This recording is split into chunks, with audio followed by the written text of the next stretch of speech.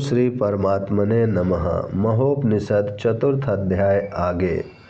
अंतःकरण को वासित आच्छादित करने वाली मन नाम की वासना जब जब उदित हो तब तब प्रज्ञा बुद्धिमान पुरुष उसका त्याग करे। इससे अविद्या का नाश होता है। एक भोग वासना का पहले त्याग करो, उसके बाद भेद वासना का त्याग करो, उसके बाद भाव दोनों का त्याग करके विकल्पहीन होकर सुखी हो जाओ।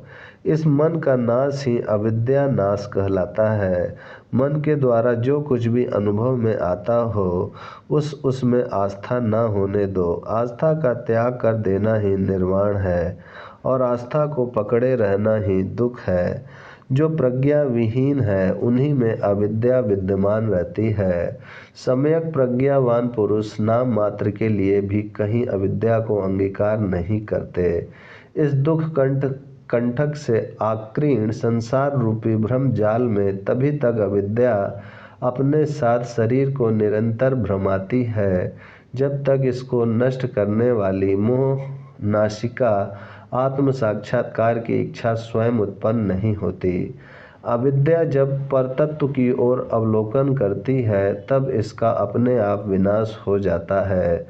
सर्वात्म बोध दृष्टिगत होने पर अविद्या स्वयं ही विलीन हो जाती है। इच्छा मात्र अविद्या का स्वरूप है। इच्छा के पूर्णता नाश को ही मोक्ष कहते हैं और मुनि इच्छा का नाश संकल्पहीन होने पर ही सिद्ध होता है। चित्तकाश में वासना रूपी रजनी के तनिक भी क्षीण होने पर चेतना रूपी सूर्य के प्रकाश से कली रूपी तम क्षीणता को प्राप्त हो जाता है। चित्त जब विषयों के पीछे नहीं पड़ता तथा सामान्यतः सर्वगामी बना जाता है तब चित्त ऐसी अनिर्वचनीय अवस्था ही आत्मा और परमेश्वर नाम से अभिहित होती है।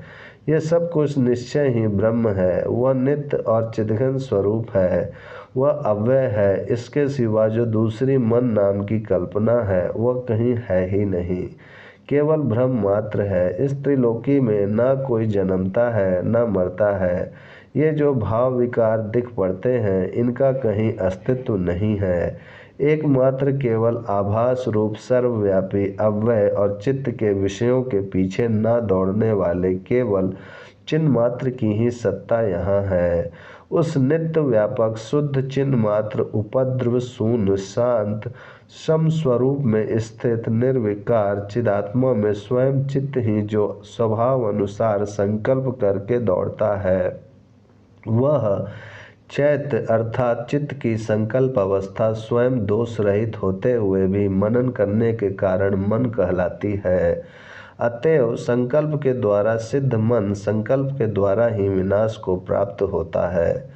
मैं ब्रह्म नहीं हूँ, इस संकल्प के सुदृढ़ हो जाने से मन बंधन में पड़ता है तथा सब कुछ ब्रह्म ही है। इस संकल्प के सुदृढ़ होने पर मन मुक्त हो जाता है।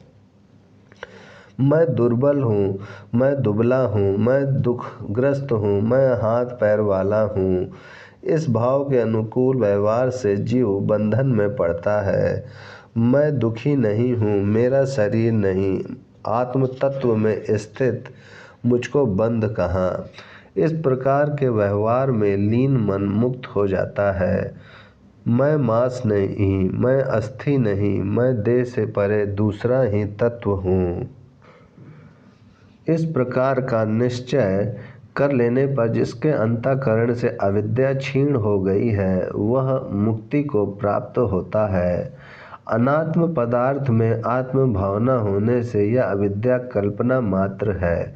परम पुरुषार्थ अर्थात अभ्यास और वैराग्य का आश्रय लेकर बहुत बुद्धिमत्ता पूर्वक यंत्र से भोग की इच्छा का दूर से ही त्याग करके निर्विकल्प होकर सुखी हो जाओ।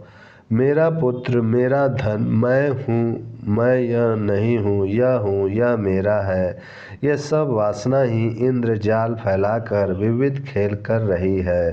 तुम अज्ञ मत बनो, तुम ज्ञानी बनो। सांसारिक भावनाओं को नष्ट कर दो। अनात्म पदार्थ में आत्म भावना करके क्यों मूर्ख की भांति रो रहे हो। यह मांस का पिंड अपवित्र मूक जड़ शरीर तुम्हारा कौन है, जिसके लिए बलात् दुख सुख से अभिभूत हो रहे हो। आहा, कितने आश्चर्य की बात है कि जो ब्रह्म सत्य है उसे मनुष्यों ने भुला दिया है। तुम कर्तव्य कर्मों में रत रहते हुए मन को कभी उनके प्रति राग अनुरंजित मत होने दो। आहा, कैसी आश्चर्य की बात है कि कमल नाल के तंतुओं से पर्वत बांध दिए गए हैं।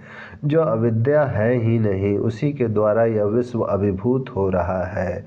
उस अविद्या के कारण तृण के समान तुच्छ जागृत आदि तीनों जगत वज्रवत हो रहे हैं।